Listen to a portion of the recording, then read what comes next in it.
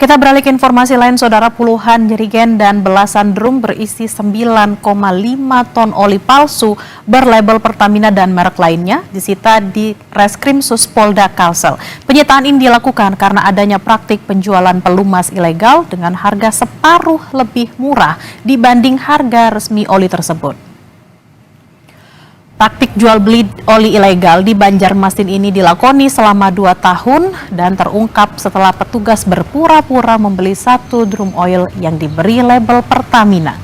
Hasilnya, oli tersebut tidak sesuai standar produksi Pertamina.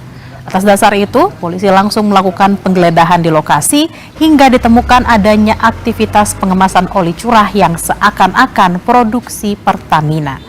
Tak hanya itu, petugas juga menyita sekitar 83 drum kosong beserta segel penutup drum oli palsu yang terdapat logo dan tulisan Pertamina dan beberapa drum merek lainnya.